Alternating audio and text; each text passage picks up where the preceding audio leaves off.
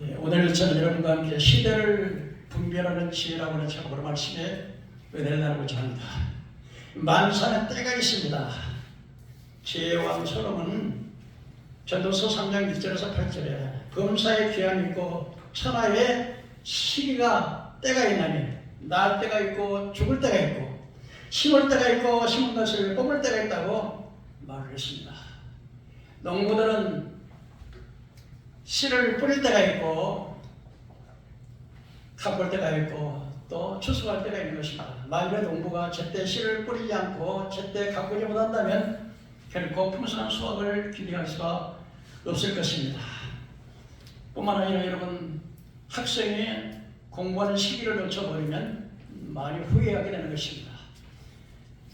임산부가 어린아이를 임신했을 때 그때 잘 먹지 못하면 어린아이가 태어나면 아주 약한 어린아이가 되는 것입니다. 이처럼 만사에는 다 때와 시기가 있는 것입니다.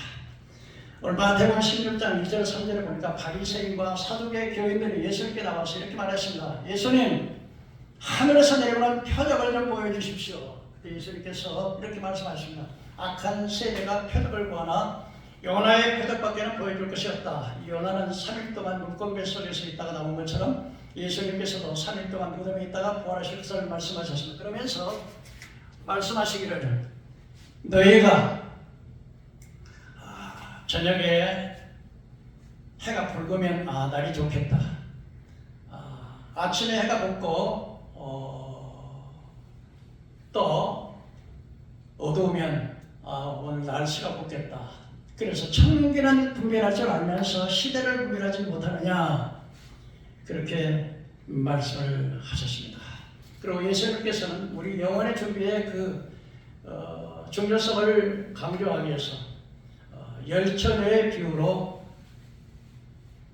시대를 분별하고 깨어있 짓으라고 하는 말씀을 가르쳐 줬습니다. 우리가 이 열처녀의 비유를 이해하기 위해서 이스라엘의 결혼 풍습을 이해할 필요가 있습니다.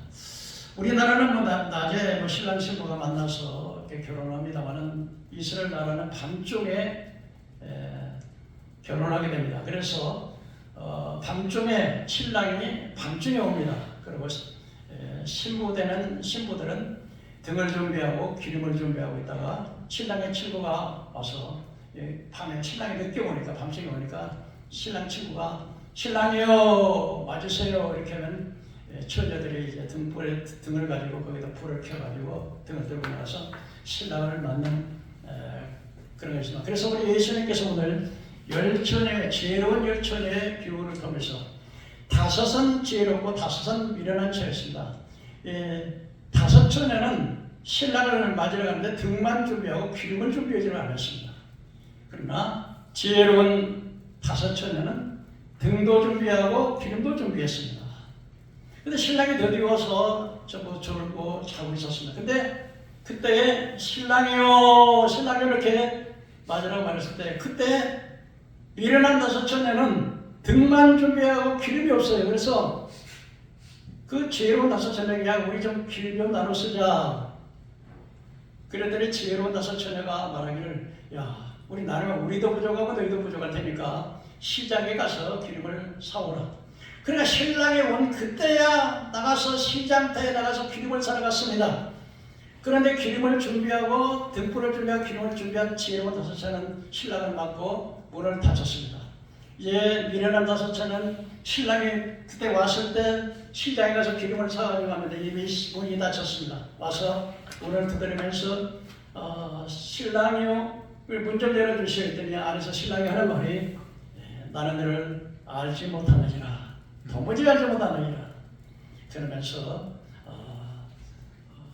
인자가 어느 때 올 것을 항상 깨닫고 항상 준비하고 있으라고 말씀을 하셨습니다. 또한 예수님께서는 이제 주님 다시 오시다를 심히 고론한 이때에 두 사람의 밭에서 일을 하는데 한 사람은 데려가고 한 사람은 버려두고 또 두 사람 맷돌을 져가지고 맷돌질을 한 사람은 데려가고 한 사람은 버려둠을 당할 것이라고 했어요.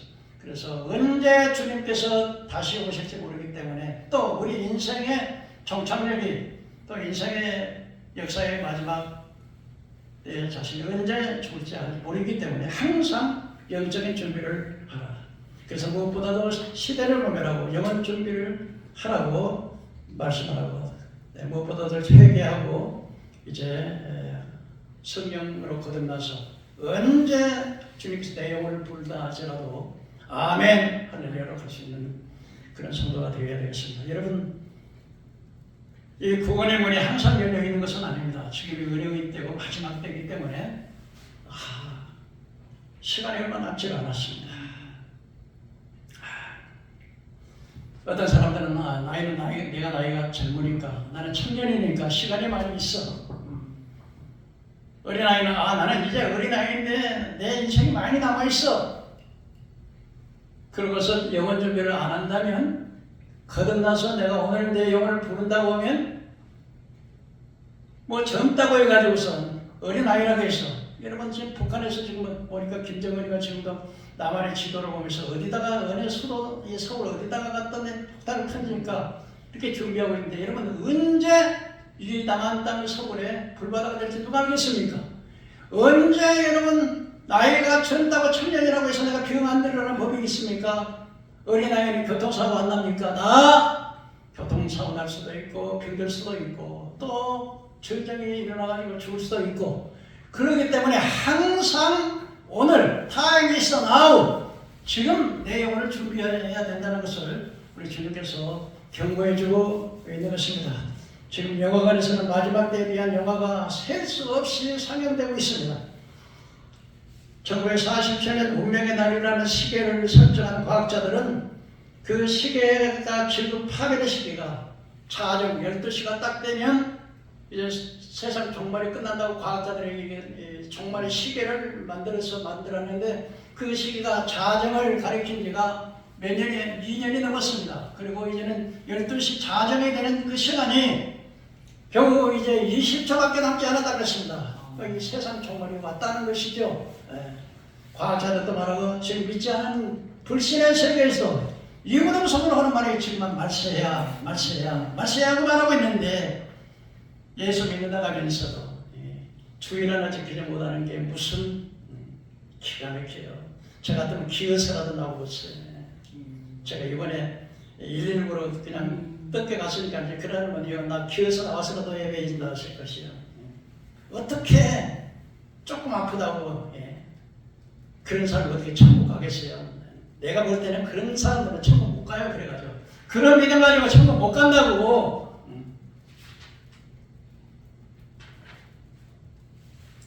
그럼 첫째로 여러분 예수님께서 이 마지막 때 징조에 대해서 말씀하셨는데 마지막 때는 어떤 징조가 있을까요? 첫째로 헤롯 성전 예루살렘 성전 파괴에 대해서 예언을 하셨습니다. 마가복음 13장 1절 2절에 예수께서 성전에 나가실 때 제자 중 하나가 이르되 선생님이 보소서 이 돌들이 어떠하며 이 건물들이 어떠하나이까.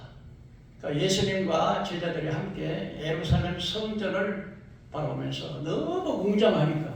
근데 이 성전은 여러분 좀 설명을 드리겠습니다만은 이 솔로몬 왕이 성전을 지었어요. 1,000번의 번제를 드리고 난 다음에 하나님 앞에 이 성전을 정말 웅장하게 지었습니다. 그런데 이 성전이 남유다가 바벨론에게 70년 동안 포로로 바벨론 나라에게 망했습니다. 예레미야가 예언한 대로 70년 후에 남유다가 바벨론에서 해방될 것이라고 예언을 했는데 그때 이 바벨론 나라 사람들이 와가지고 바벨론 군대가 와가지고 성전을 불태워버리고 그리고 이제는 70년 동안 유대민족은 바벨론의 포로로 끌려가게 되었습니다. 그냥 농사 짓는 사람들, 별볼 일 없는 사람들만 잔인민만 나오고 군인이나 쓸만한 기술자나 다 바벨론으로 포로로 잡혀갔습니다. 그러다가 예레미야가 예언한 대로 이제 70년이 딱 끝나고 난 다음에 바벨론을 멸망시켰던 메데파 사의 왕 고레스라고 하는 왕이 이스라엘에 해방령을 내렸습니다. 우리나라는 일본 36년 동안 식민차로 있었을 때 유엔군에 이제 일본이 하고 가면서 우리는 자유를 수 있었지만은 그래서 해방되어서 그때 돌아와서 다시 솔로몬 성전이 불타는 그 성전을 다시 스룹바벨이라고 하는 사람이 이제 저희 사람처럼 이렇게 고향에 해방돼서 돌아오면서 스룹바벨 성전을 지었습니다. 그런데 그때 노인들이 보면서 솔로몬 왕 때 지었던 성전의 주처를 넣었을 때 그 웅장했던 주처를 보면서 스룹바벨 성전은 거기에 비해서 너무 초라해서 그때 때려나는 노인들은 슬퍼하고 또 젊은 사람들은 성전 지니까 너무 기뻐가지고 슬픈 소리와 기쁜 소리가 동시에 나오는 그런 일이 있었습니다. 그런데 이 스룹바벨 성전을 포로에 70년 바벨론 포로에서 돌아와서 성전을 다시 지은 성전이 스룹바벨 성전인데 이 성전을 헤롯 왕이 로마에서 유대 왕으로 파송된 헤롯 왕이 46년 동안에 걸쳐서 이 성전을 준공합니다. 그러니까 그 성전이 어마어마하죠. 그때 여기 제자들에게 예수님 보시옵소서, 이 돌들을 보시옵소서, 이 성전이 굉장합니다. 그랬더니 우리 예수님 사시는 말씀이 돌 하나도 돌 위에 천도이지 않고 다 획파되리라. 그렇게 예언을 하셨습니다. 그런데 이것이 어떻겠습니까? 예수님이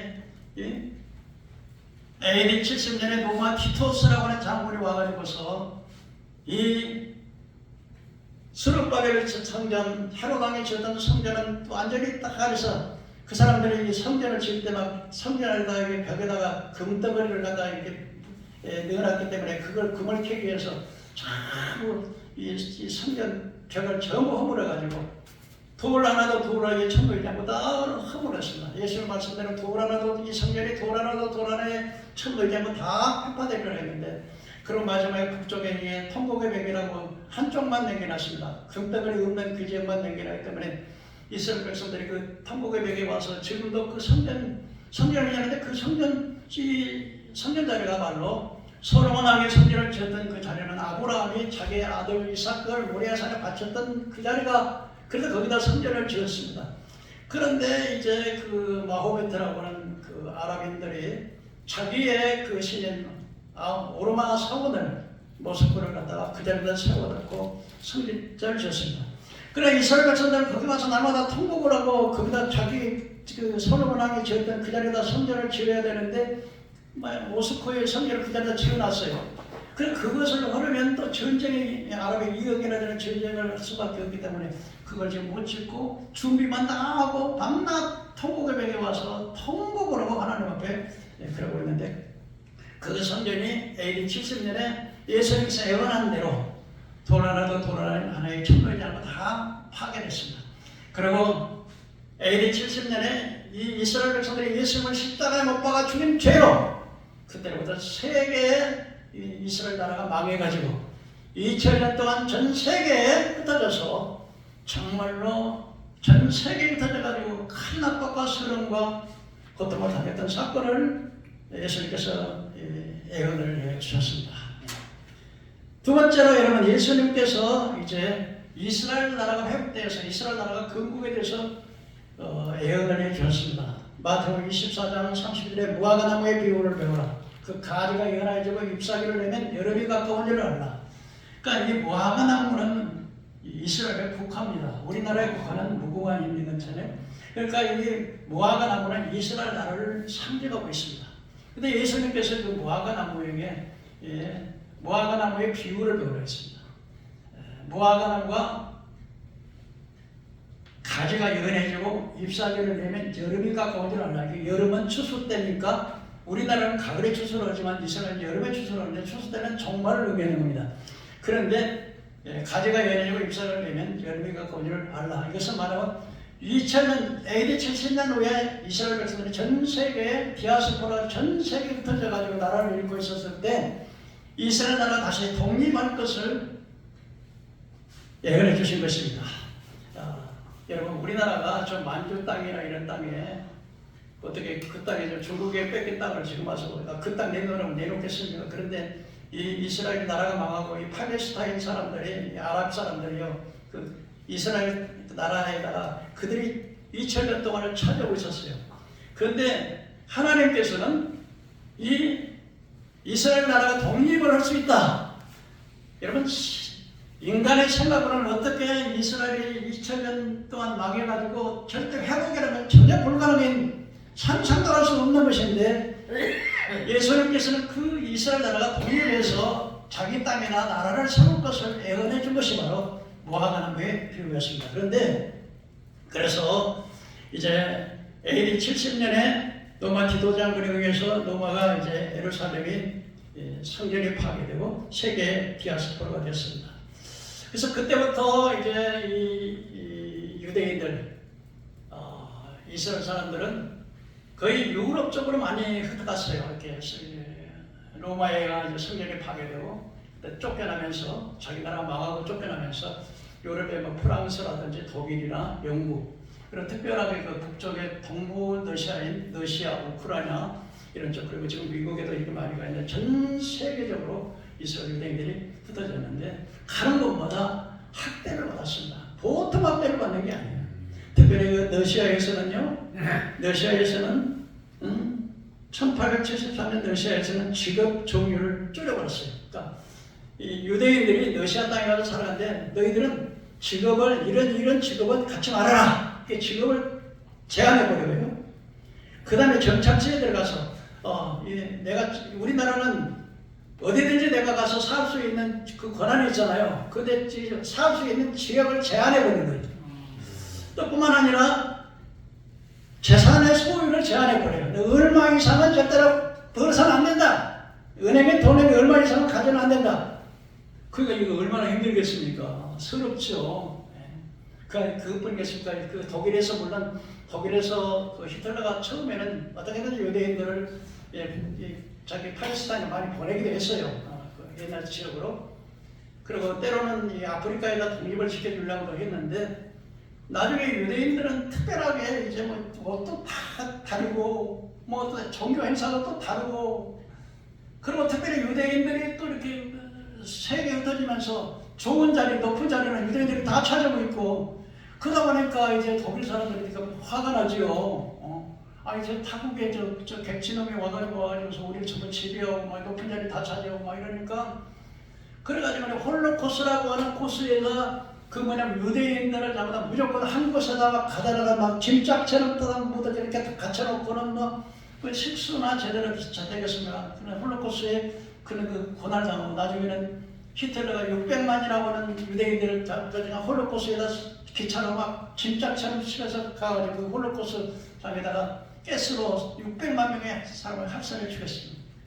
이렇게 전 세계적으로 이제 유대인들이 막 그렇게 학대를 당하고 이러다 보니까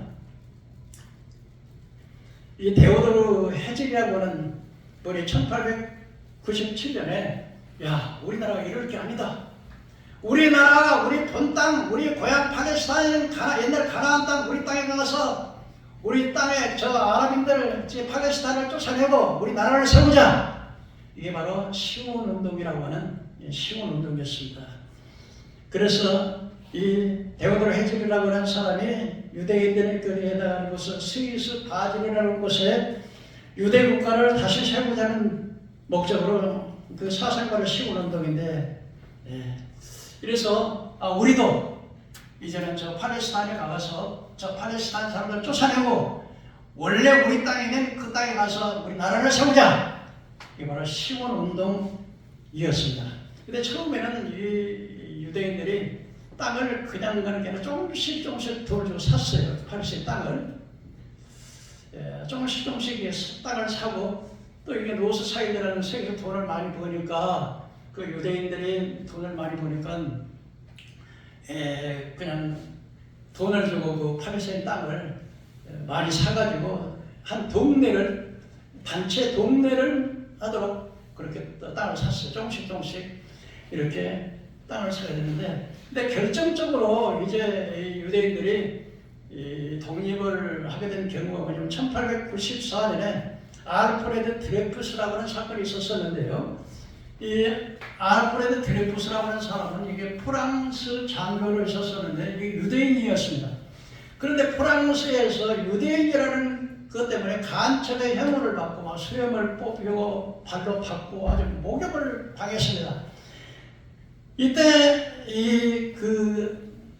1906년에 이 사람은 무죄석검을 받고요. 무죄석검을 받아서 그때부터 유대국가라고 하는 책을 썼어요. 그리고 전 세계적으로 유대인들이 그렇게 학대받는다고 해서 알리기 위해서, 그래서 우리 옛날 우리 고국의 고향 땅에 가서 나라를 세운다고 하는 유대국가라는 책을 썼는데 이 책이 베스트셀러가 됐어요.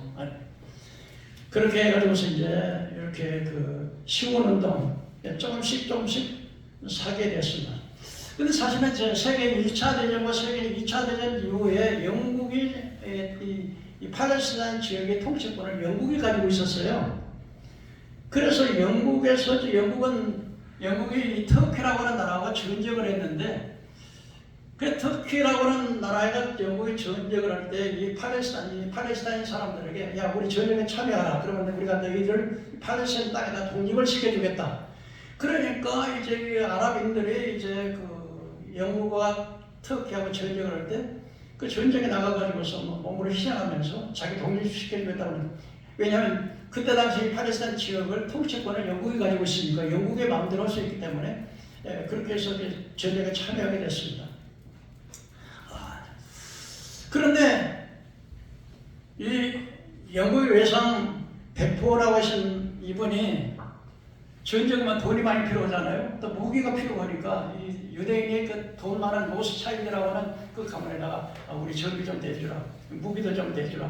그럼 우리를 독립시켜주겠다. 그러니까 유대인 땅에다가 팔레스타인 땅에다 독립을 시켜줬다는 건 아랍인들에게도 팔레스타인 독립을 약속하고 유대인들에게도 독립을 약속한 거예요. 그러니까 로스차일드가 돈도 대주고 무기도 대주니까. 그랬다가 나중에는 그러니까 이제 팔레스타인 사람들이 화가 나겠죠. 아니 우리 독립시켜준다고 해서 전쟁까지 참여했는데 왜 또 유대인들에게 또 독립시켜준다고 하냐? 뭐 이렇게 문제가 막 생기니까. 그러니까는 이제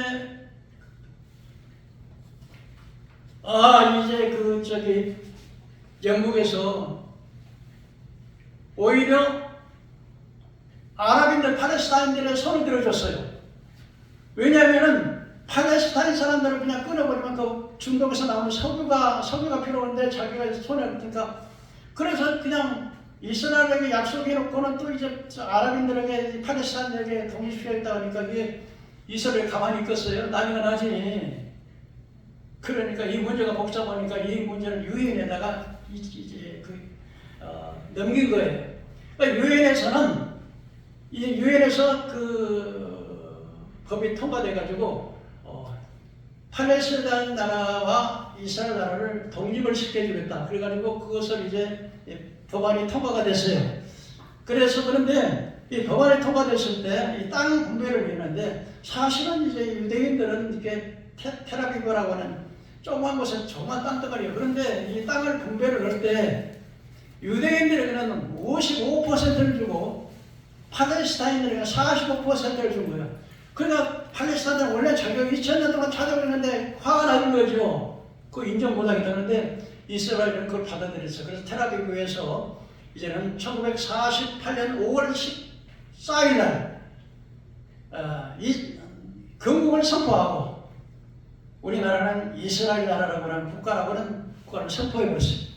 그러자 그때 1948년 5월 14일 다음 날 5월 15일 날 이제 아랍의 연방이 이집트와 그다음에 시리아, 요르단, 이라크 이렇게 해서 1차 중동 전쟁이 일어나고, 특별히 1967년도에는 3차 중동 전쟁이었는데 1차 전쟁에서 오히려 자기가 분배받은 땅보다도 더 많이 차지해버린 거예요.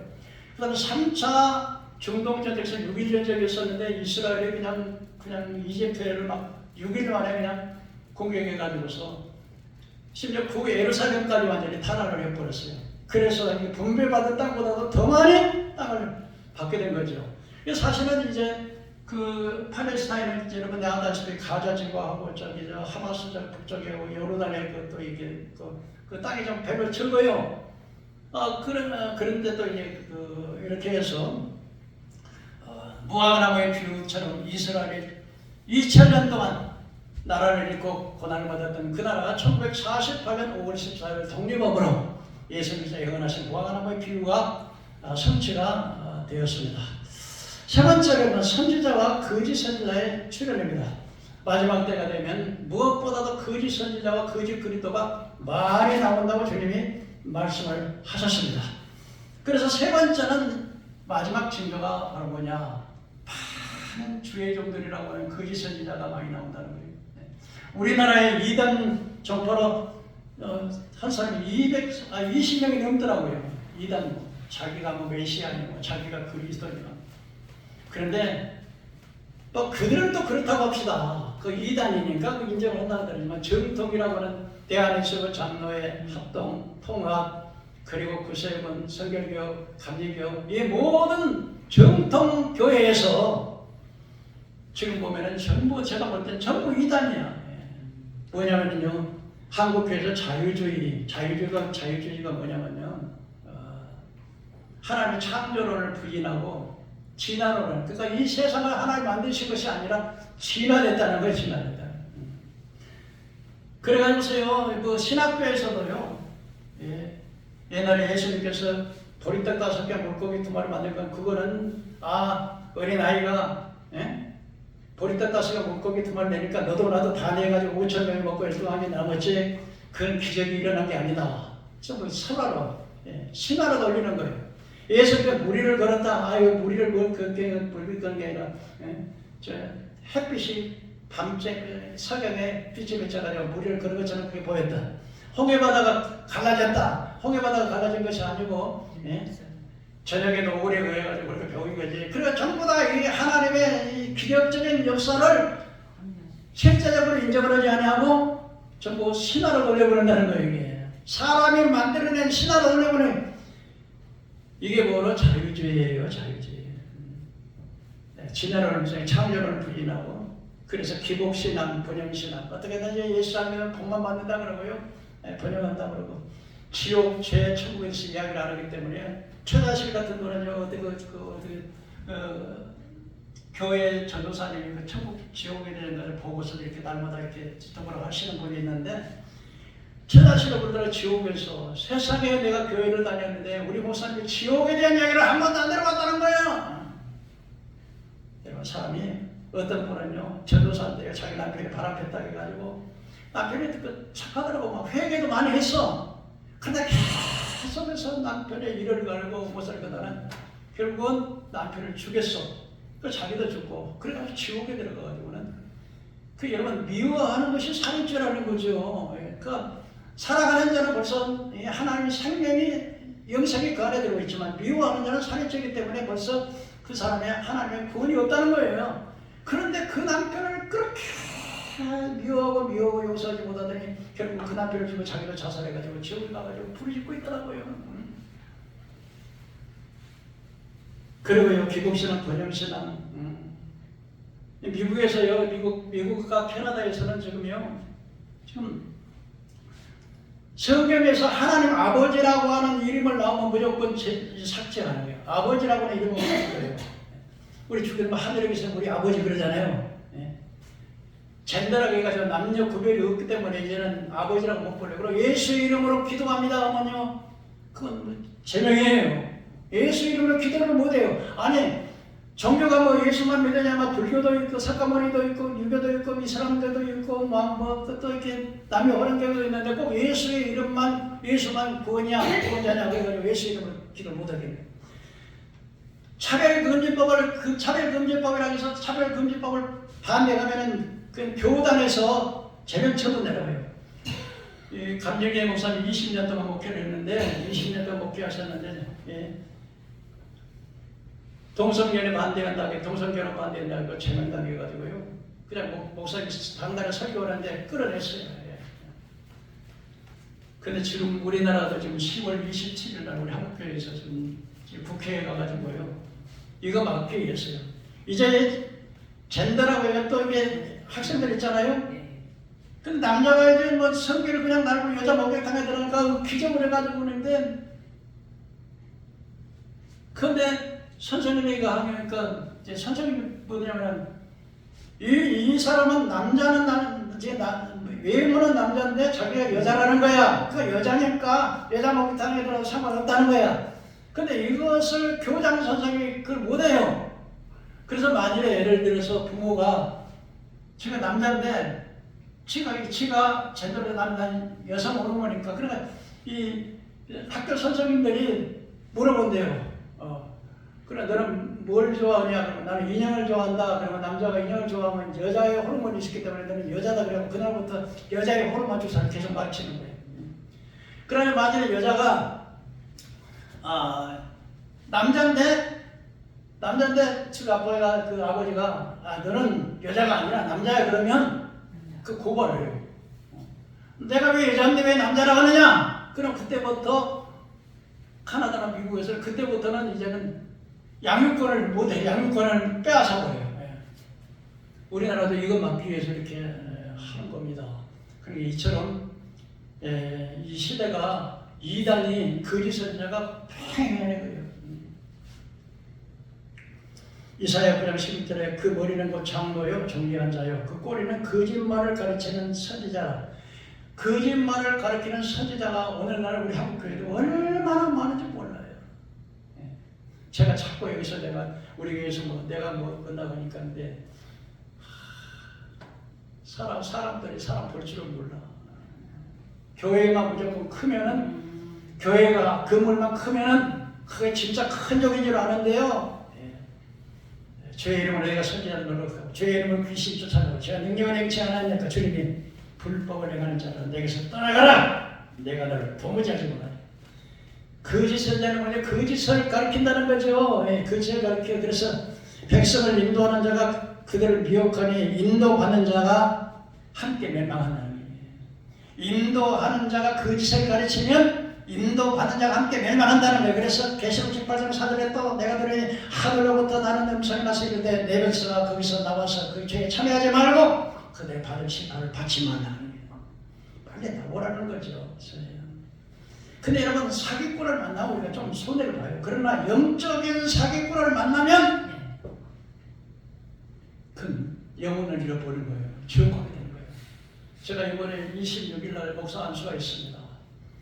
제가 참 초회장을 하고 또 이렇게 노회장을 하고 또 신학교 24년간 우리 학생들을 가르쳐서 주의종들을 만들었는데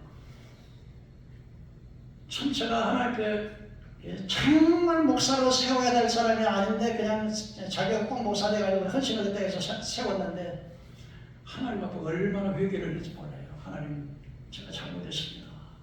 그렇다고 해서 내가 도움받은 것도 아닌데 근데 주기가 주의 일 해보겠다고 그랬는데 밤낮 다단계만 하고 다니. 하나님 내가 저런 자들을 목사로 세워서 내 주여 내가 죽을 죄를 졌습니다.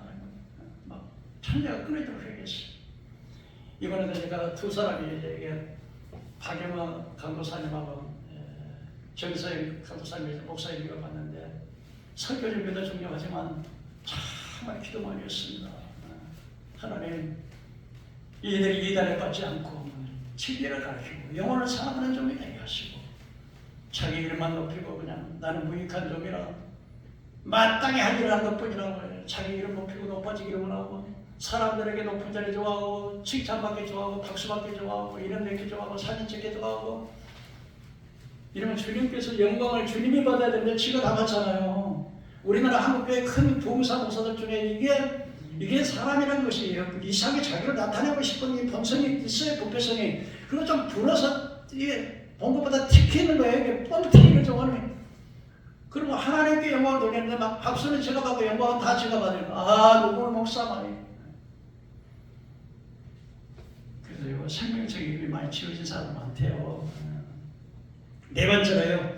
불법이 성함으로 사랑이 식어진다는 거예요. 디모데후서 3장절에 너는 이것을 알라. 말세에 고통하는 때가 이르니 사람이 자기를 사랑하고 돈을 사랑하고 쾌락을 사랑하고 쾌락 사랑을 하나님보다 사랑하고 무정하고 무자비하고 부모를 거역하고 경건의 모양은 있으나 경건의 능력은 부인하느니라. 여러분 자기를 얼마나 사랑하는지요. 자기밖에 모르는 거예요. 부모도 모르는 거예요. 돈을 얼마나 사랑하는지요. 자기를 진자리 마른 자리 나와서 기도해주시고 그렇게 하던 그 부모를 돈이 없으면 그냥 무시하고 돌봐주지 않고 돈이 있으면 어떤 사기쳐가지고 저 사람 다 뺏고 쫓아내고 그래서 마지막에는 사랑이 식어지고 불법의 성함으로 윤리가 타락할 것이다. 그때 보면 그때가 바로 세상 끝나게 왔다. 이렇게 주님이 말씀하시는 거예요.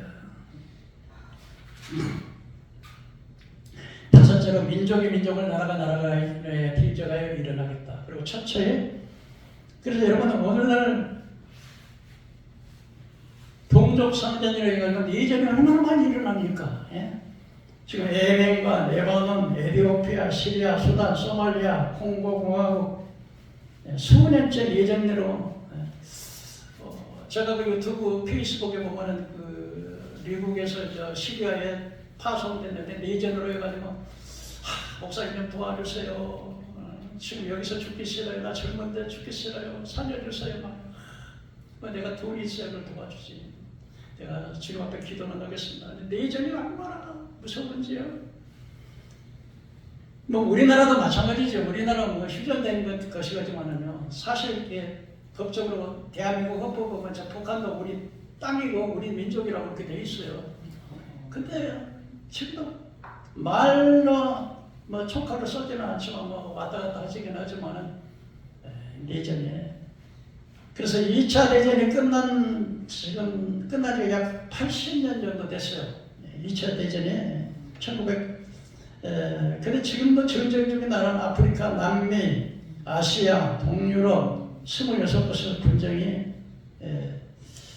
올해 들어서 가장 많이 죽은 나라가 미얀마라 그래요. 1945년 4월 세계 제2차 세계 정식이 된 지 딱 79년이 됐는데 5,400만 명, 그러니까 우리나라 인구가 한 5,400만 되는데 그 인구가 이번에 미얀마라고 하는 그 미얀마가 불교 국가예요. 근데 이 미얀마가 5,400만 명이 죽었다는 거죠. 내전으로요. 남중국해라고 해가지고 지금 이제 중국에서 옛날에 홍콩은 이제 옛날에 중국의 그것이었죠. 그러니까 우리나라가 독립을 기초로 해가지고 세계 여러 나라들이 독립을 많이 했는데 그때 이제 그 홍콩이라는 나라도 중국에 소속되어 있는데 이게 중국으로 합해졌어요. 그리고 지금 이제 중국에 지금 대만이라고 하는 나라를 지금 합하려고 지금 하고 있어요.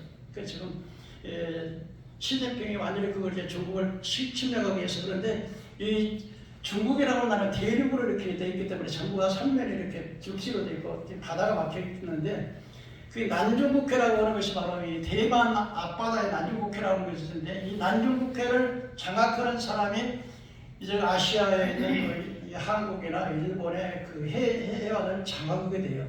그러니까 지금 중국하고 미국하고 미국에서도 이 난중국해라고 하는 그 해안을 그러니까 지금 대만을 포기 못하는 거죠. 만약에 이것이 중국에 넘어갔다 그러면 미국에 막 굉장히 어려움이 있고 그 세력이 꺾여지는 것이고 그래서 지금 이제 이 난중국해라고 하는 문제를 중국에서 이제 대만을 점령해야 난중국해라고 하는 바다 해안을 점령하게 되는데 이 바다를 점령하게 되면 대한민국 바다와 일본의 바다를 자기 점령하고 그리고 이쪽으로 나올 수 있는 길이 열리잖아요. 그렇기 때문에 중국에서는 이거를 그리고 또 옛날에 자기 영지였기 때문에 이 대만을 합하려고 하는 것은 너무나 당연한 것이고 또 세계가 그렇게 가고 있다는 것을 우리가 좀 잊어서는 안 될 것입니다. 그리고요, 이 북한에 제가 유튜브를 많이 보게 되는데요. 유튜브에 김정은이 동생 있잖아요. 김정은이 동생 그 누구예요? 김여정이 벌써 죽었다 그래요. 왜냐하면은 이 수술하는 사람이 성적인 얼굴을 만든 사람이잖아요. 깎아가지고 김주애를 여럿이 만들었다는 거예요. 그분이 탈북해가지고 우리나라에 와서 그 사람이 직접 이야기했어요. 자기가 김여정이를 뭐 6인가 7을 만들었다는 거예요. 그래가지고서 왜냐면은 김여정이를 죽여놓고 왜 김여정이 그러다면 이 나라 북한의 시민들이 인민들이 그럴 거 아니에요. 우리 똑같이 그 사람을 죽였다 그러면은 문제가 생기니까 김여정이를 여럿을 만들어놨고 김여정이 살아있다는 것을 보이기 위해서 그렇게 만들었는데 그 사람이 직접 탈북해가지고 그 사람 직접 이야기하고 또 여러분요 김정은을 수정되는데 뭐 그거 아주 막 그거 근데 뭐라고 합니까? 근데 김정은이가 12명을 만들어요. 12명을. 김여정 같은 김정은이 그래가지고 막 수술을 하고 막 전부 해가지고 12명을 훈련시키고 똑같이 걸음걸이 말하는 것 전부 다 해가지고요. 그 김정은이가 그냥 위험한 곳에서는 그 사람 내보내고요. 또 그랬더니 필요 없습니다 제거하고요. 세상이 지금 이렇게 전 세계가 전쟁의 소용돌이 속에 휘몰아치고 있는 것은 바로 뭐냐? 바로 주님 다시 올 때가 가까웠다. 여섯 번째로 여러분, 첫째 지진과 기근이 일어날 것이라 했는데 마태복음 24장 7절에 지질학자들은 이 지질과 해일을 일으키면, 지질이라면 한 도시가 그냥 싹없어지고, 해일, 그러니까 지질이라면 바다에 물이 막 넘쳐버리는 해일인데, 이런 거에서 한 도시가 그냥 팽팽해버리는데, 이것을 그냥 순위별로 탑 10으로 10개, 세계에서 가장 지진이 강했던 지진을 10개 나눴는데, 시간이 있기 때문에 빨리빨리 하겠습니다. 제7대가 규모 9.5인데 1960년 5월 22일 1600명이 사망. 제2 인도양 쓰나미 규모 9.2, 미국 알래스카 윌리엄 사운드에서 1964년 3월 27일 130만이 사망했습니다. 130만이 사망. 제4의 동일본 대지진 1952년 11월 4일 규모 9.0, 2300명이 사망. 제5위 인도네시아 스마르트 섬 1707년 10월 28일, 그거는 피해자가 없어요. 이렇게 지진이 강도는 강한다 할지라도 사람 인명이 안 살면 피해자가 적다는 거죠. 그 다음에 제7위는 에콰도르 메탈 지역에 1906년 1월 31일 1500명이 사망. 제8위가 칠레 마우리주 해역인데 에콰도르 콜롬비아 지진 9.3, 규모 9.3, 2010년 2월 17일 피해 규모 700명.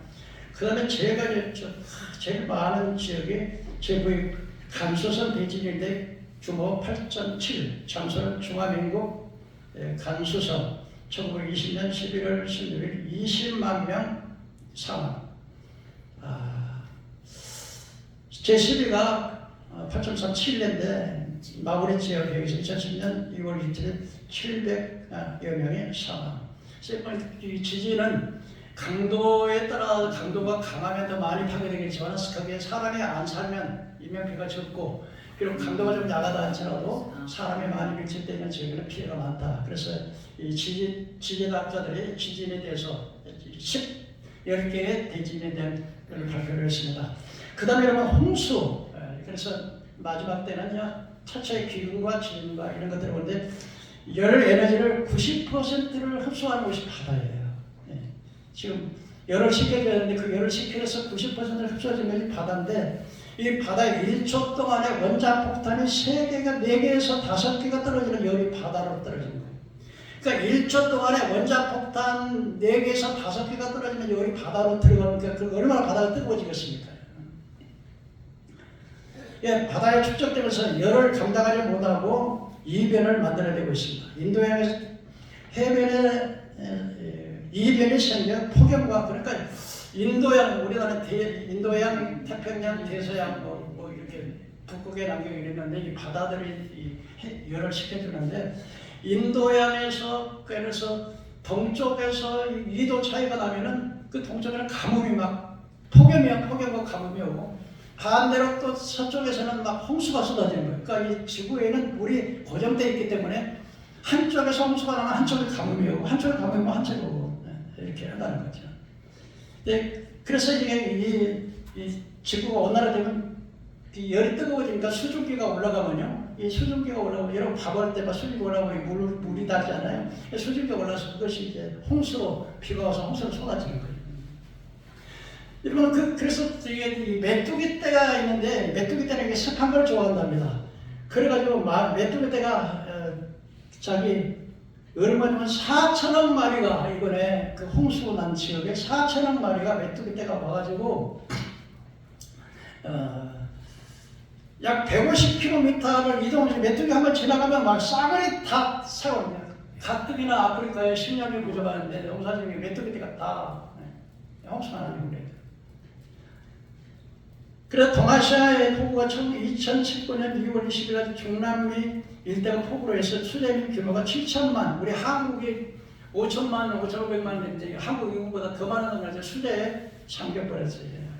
일본 남서부 지방, 규슈 지방에서 폭우가 500mm가 하천에 100개가 범람하고 도로가 망가지고 축구장 2,000개의 넓이가 침수, 떼어서 우리나라에도 2020년에 저 강남 일대가 물 홍수가 되어 57일 동안 홍수가 왔는데 강남에 그 부잣집 동네 지하에만 물이 완전히 그런 거 있었고요. 이 파키스탄의 홍수는 3개월에 집이 떠내려가고 폭삭폭삭 보니까 내가 그 유튜브를 이렇게 보니까 이 떠내려가는 거니까 집이 물이 이렇게 홍수가 오면 집이 팍 까지고 그냥 까는 폭삭폭삭폭삭. 이 지구 온난화로 해서 태풍이 일어나는데 이 태풍이 왜 일어나냐면 이 온난화가 되면 기온이 이게 뜨거워지면은 공기가 가벼워지니까 올라간단 말이에요.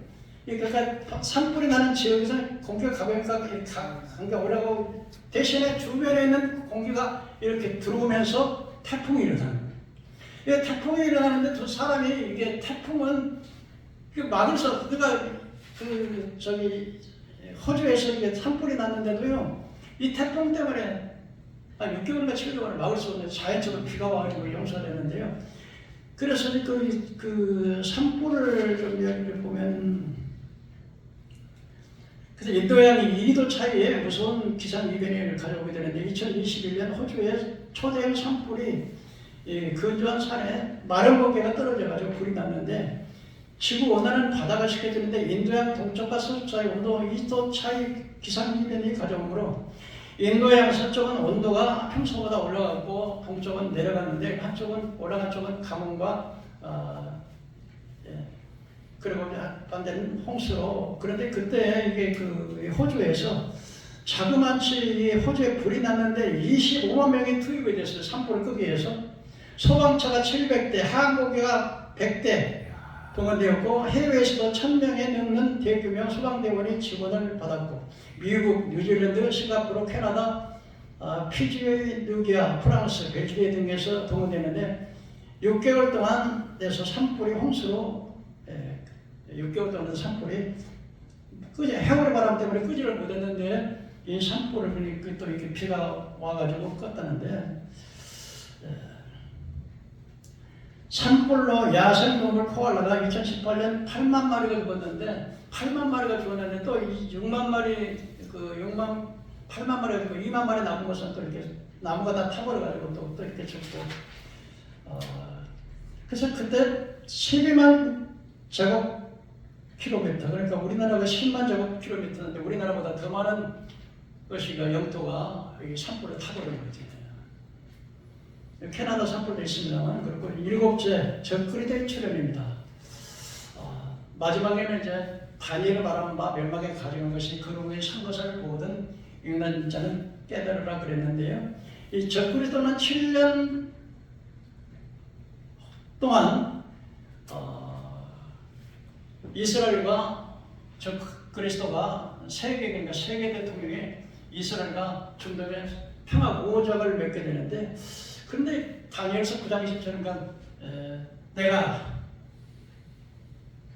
내 나라와 내 성국을 위해서 71일로 귀환을 하겠다. 71일은 미래가 하루 이틀 사흘 다섯에서 그러니까 7일이 일주일인데 70일이니까 70 곱하기 7이니까 7은 49, 491일 끝나면 6가지가 이루어지는데 허물이 맞추고 죄악이 끝나고 죄가 용서되고 이상과 예언이 응하고 거룩한 자가 기름 부음을 받으리라. 그러므로 너는 깨달았는데 중건령이 날 때부터 7일에와 62일을 지난 것이고 근데 이 아닥사스다 왕의 때가 BC 457년에 유대 나라에 3년이 아니고 성을 중건하라는 명을 내립니다. 그때부터 시작해서 7일에와 62일을 지날 것이고 그러니까 7일에 곱하기 62일을 하면 69일에 그러니까 70일에 한 일회를 남겨놓고 이제는 중건령이 날 때부터 7일과 62일을 주는데 이 7일의 기간에는 이 파괴됐던 성이 중건되고 도로가 복구되고 그 다음에 62일에가 지나고 난 다음에는 이제 예수님께서 요단강에서 세례받아서 지금 거룩한 왕이 기름 부음을 받는다 그랬는데 예수님께서 요단강에서 세례받을 때 비둘기 같은 성령이 오고 성령을 받았어요. 그것을 가리켜서 지극히 거룩한 자가 기름 부음을 받으라 그러는데 이걸 계산해 보면 중건령이 날 때부터 7일과 62일을 지낸다 그렇게 계산했는데 그러니까 이게 7일과 62일을 더하면 해내로 483년이 되는데 중건년에서 480년 빼기 457을 하게 되면 예수님께서 세례받은 AD 26년이 되는 겁니다. 근데 왜 예수님께서 30세에 세례를 받았는데 26년이야? 근데 노마에서 예수님의 탄생일을 노마의 태양신 나라와 합하기 위해서 4살을 줄여나는 거예요. 예수님 나이. 그래서 예수님은 30세에 세례를 받게 되고 또 예수님의 그 다음에 기름 부음 받으려 끊어진다는 예수님 죽으신다는 것이고 70년에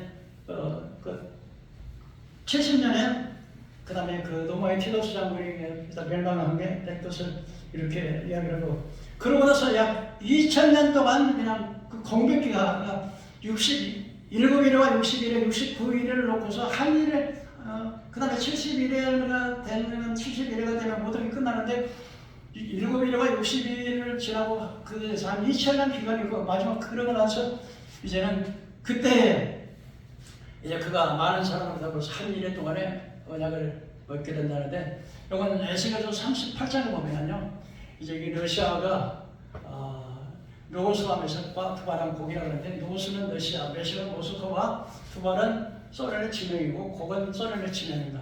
이들이 하나님께서 끌어내는데 근데 그들이 연합군을 형성하게 되는데요. 그들의 동맹국은 바사는 이란이고요. 구스는 에티오피아, 푸스는 요르단, 고멜과 도갈과 터키 이런 북방 군대와 연합을 해가지고 이스라엘을 치기 위해서 내려옵니다. 이스라엘은 지금은 이스라엘은 과거에 세계에 흩어졌다가 이제 지금 안전하게 고향에 돌아와서 나라를 세우고 문지방 놓고 평안하게 거하는 나라. 지금 이스라엘 나라는 이제 그 지중해 앞바다라든지 테라비브 앞바다에서 석유가 무지하게 나오고요. 사해바다라고 하는 사해바다에서 무지무지한 보호하는 도착이기 때문에 러시아 사람들이 북군들이 이것을 뺏기 위해서 오는데 이때 하나님께서는 막 지진으로 폭우로 막 서로 자기들끼리 싸우고 그래가지고 이제는 이스라엘 러시아와 이 중동 세력이 완전히 꺾어집니다. 그때 적그리스도가 이제는 당시 이제 여호와께서 첫째 일대 때 백마 단장하고 둘째 이럴 때 붉은 마 단장이 나오고 셋째 때 검은 말이 나오고 넷째 때 청황색 말이 나오는데 붉은 말은 전쟁을 의미하는 거거든요. 러시아에서 전쟁이 일어나고 전쟁이 일어나면 검은 말은요 기근입니다. 그러니까 한 데나리온에 미란데요 한 데나리온에 보리석대라고 그러니까 저울에 따라서 식량이 얼마나 기근이 검은 말은 기근인데 검은 말에 그때 기근이 올 것이고 그 다음에 청황색 말은요 그 이름이 사망과 원고예요. 그때 세계 4분의 1이 죽습니다. 예, 그렇게 그때 이제는 이제 소련도 힘이 없고 이제 중동에서는 힘을 잃어버려서 이제 완전히 하얗고 완전히 막 그러니까 그때 적그리스도는 적군 나와서 세상에서는 전쟁이 일어나니까 기근이 오니까 이 전쟁의 문제와 기근의 문제를 해결해 줄 수 있는 슈퍼맨을 기다리는 거예요. 그때 나타난 자가 적그리스도입니다. 그래서 전쟁의 문제를 종식시키고 기근의 문제, 식량의 문제를 해결시키고 그러고서는 이스라엘과 중동 이제 또 다 무너졌으니까 아랍 세력이 무너졌으니까 이스라엘과 평화 우호적을 전 4년 동안 맡기고 전 3년만 동안은 평화 우호적을 맡기고 그 다음에 그래서 이스라엘 성전도 짓게 해주고 그리고 이스라엘 사람들은 이거 메시아다 그러고 오해를 하는 거예요. 근데 후 3년 반 한때가 때와 반대 후 3년 만에 들어가면서 적그리스도가 공중에서 사탄과 전쟁이를 쫓겨나요. 쫓겨나요. 자기의 권세를 이 적그리스도에게 주면서 그래가지고 이 세계를 42달 동안 통치할 수 있는 권세를 주고요. 그래서 이제 이렇게 돼가지고 그가 많은 사람과 더불어 한 1년 동안에 언약을 세우고 그 다음에 언약은 한 1년 동안에 언약을 세우고 그 다음에 전 3년 만에 지나고 후 3년 만에 들면서 제사와 애물을 금지하고 자기가 이제 하나님의 성전에다가 자기 우상을 세우고 내가 하나님이다. 그때 예수님께서는요 지극히 거룩한 곳 성전에 미운 물건이 날개를 엎제고 설 것을 보선 깨달을진저 그때는 전부 후무한 환난이다. 후 3년 들어서 세계 가장 큰 환난이 오게 된다. 이렇게 말씀합니다. 오늘 제가 마지막으로 좀 말씀을 하나 드릴 수 있는 것은요. 사람이 딱 가지 말아야 할 세 곳이 있어요. 그게 뭐냐? 제가 보니까 첫째는 병원이고요. 두 번째는 감옥이고요. 세 번째는 지옥 가지 말아야 돼요. 제가 우리 집사람이 이 심장 판막 수술을 했는데요. 심장 판막 수술을 할 때 애들이 어렸어요. 그러니까 내가 밥을 해주면서 또 막 병원에 갔다가 밥을 해주고 학교 보내고 막 이렇게 하는데, 근데 그 강동성심병원에 그 수술을 하는 사람이 싸가지가 하나도 없어. 근데 제가 하나님 은혜로 참, 우리 아버지가 저에게 그냥 내가 학교 다닐 때까지 이런 짤 하나 안 도와줬더니 미안했던가, 그 땅, 임자의 땅을 내 앞으로 해놨다 그래가지고, 그거 이제 느닷없이 내 앞으로 들키고 와서 그랬더니, 나중에는 또 우리 동생이 그걸 내 땅을 또 다 팔아가지고 다 없애버렸더라고요. 근데 이제 우리 사모님이 이제 심장병에 걸렸는데 우리 장마철 노회장님을 모시고 뭐 KBS로 뭐 가서 막 하는데, 근데 치료비가 문제잖아요. 근데 어떻게 하고 심장 재단을 연결을 했어요. 그래 좀 하나님 은혜로 시작을 하는데 이 의사가 싸가지가 없더라고요. 이보시오 아저씨가 뭔데, 아저씨가 무슨 말 다 심장재단에서 돈을 다 대주는 당신 뭐 그래요? 내가 이 싸가지 없는 새끼, 이거 유사 새끼가 행패놈 새끼네 이거. 응? 이 새끼가 사람의 생명이 뭔데니까 심장이 되는 것은 아니 뭐 그 돈은 뭐 그 아니냐. 근데 그 사람이 생각이 틀려져 먹었어요. 사람의 생명을 기준으로 여기냐면 사람 셋이를 그냥 심장 못 해가지고요. 실패하고. 하나님의 은혜를 이렇게 그냥 또 이렇게 잘했습니다만. 근데 이번에 심장이 제가 이 심장은 저는 몰랐어요. 이게 항상 이게 가슴이 압박감이 오고 그래가지고 나는 이게 독소가 쌓여가지고 그런 줄 알았는데 한 1년 됐어요. 그래가지고 뭐 이게 뭐 사군자니 뭐 마가복음이 좋다고 해가지고 뭔데 그거 섞었고. 근데 주일날 완전히 막 만약에 뭐 도저히 견딜 수 없는 정도가 아니고 막 이거는 뭐 그냥 그때 내가 지옥이 세상에 지옥이 이거 잠깐 이렇게 하는데도 이 지옥은 끝이 없는데 영원한데 그래요. 지옥을 경험한 거예요. 그래서 이제 들것에 실려가가지고 이제 가서 중환자 실었는데 세상에 중환자 실어서 막 째가지고 여기다가 막 다리다 이만한 걸 물러가가지고 양손 양발 딱 묶어놓고 막 어디 수도 제일로 보통 저렇게 소변하고 대변을 못 뽑아내는 거예요. 안 나오는 거예요 막.